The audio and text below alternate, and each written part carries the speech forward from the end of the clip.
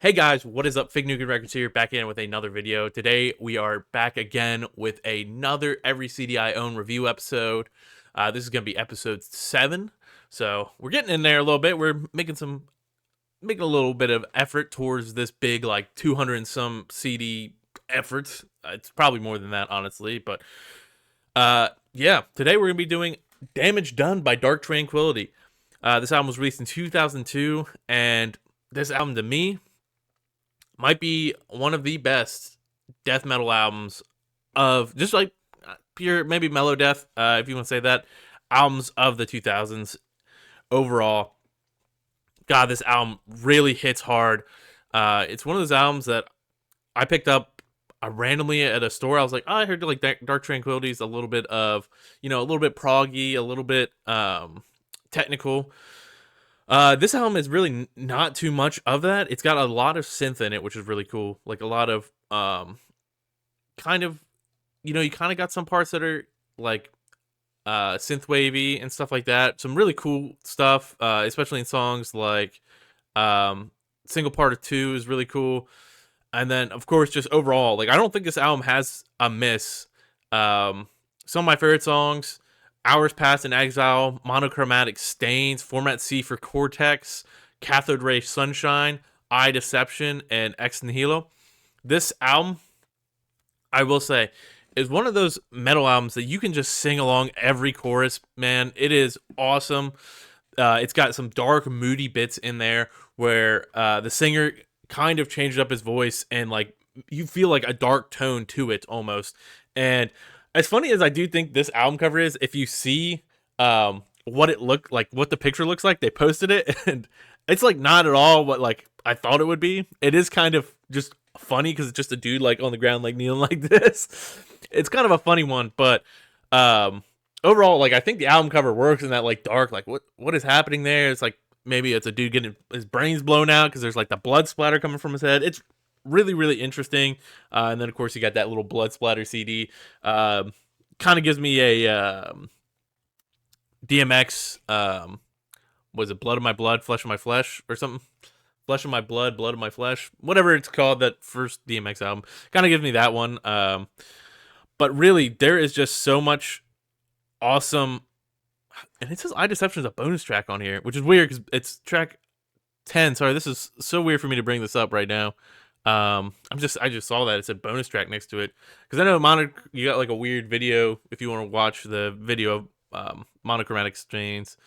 You can watch that on this CD, but overall, like this era of Dark Tranquillity, whether it's not maybe quite that early death metal style with the really cool instrumentals and almost kind of a little bit more technical, this gets to more of a, I don't want to say poppy because it's not, death metal is never gonna be pop, but it's more that chorus heavy, really rhythm oriented albums, and it is just so well done. There is great performances on here from every level.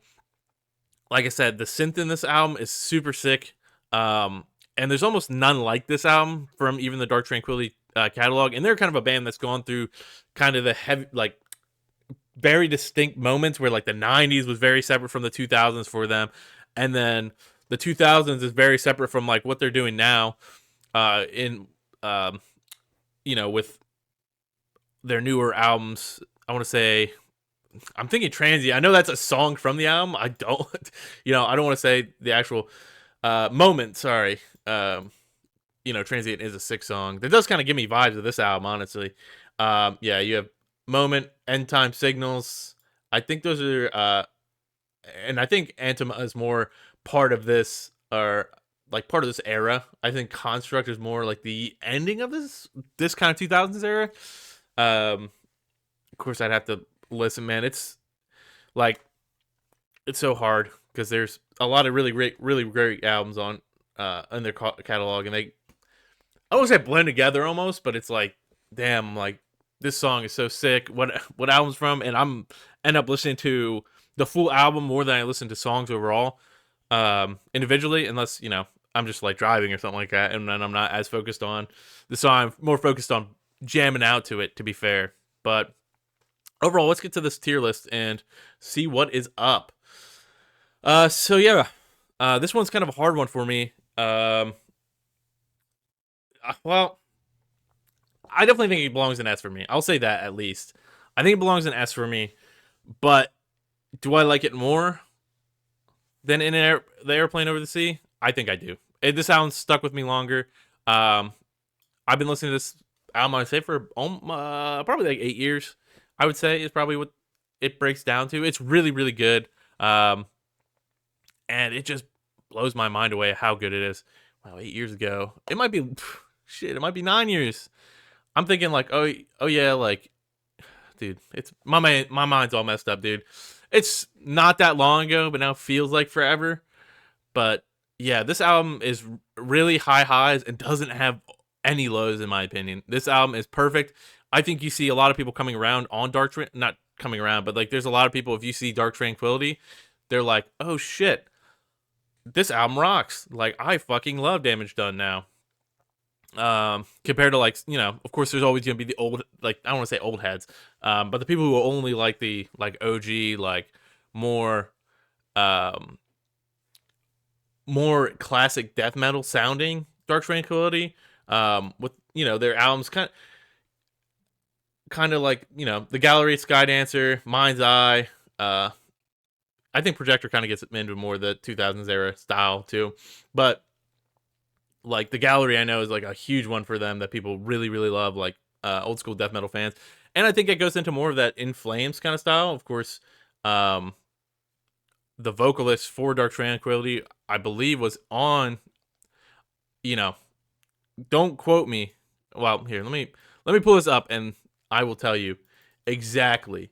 But I am pretty damn sure the first In Flames out, or like Jester Race, and maybe it's just the first one. It might just be the first In Flames album with all the like hooks and shit like that.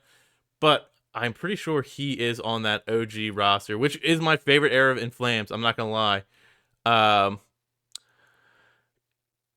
let's see. This is let's see. Uh, yep. Let's see. Nope, not Dawn. Where am I looking at? Uh, I don't want. I want to be wrong. Um, Formation, side project. Wrong songs. Focus, same year. Swedish guitarist, bass. Uh, dude, why am I? I feel like now I'm looking dumb. Tiamat, dude. They've had Bank Michael Stain. Which ones? Lunar Strain. Yeah, okay. I was gonna say I don't think I'm insane, dude. Yeah, he did the album Lunar Strain. Sick. Sorry, that was a bit of a ramble, a little off tangent, but yes, I think the early stuff is more in that style of that OG In Flames, which is cool. I really fucking like all of it, and I guess that album came in '94, so it's I guess In Flames kind of copying uh, Dark Tranquillity. Let's be honest. But hey, that's all for today, guys. If you enjoy this, stay tuned for the next episode. I guess this is our first kind of death metal one too. So maybe we'll see more. If you guys enjoy death metal, let me know. We can do some more of that. But yeah, maybe I'll swap it up for the next episode and give you something different. Maybe some prog. We don't really have any prog on the board yet, so stay tuned for that. Peace.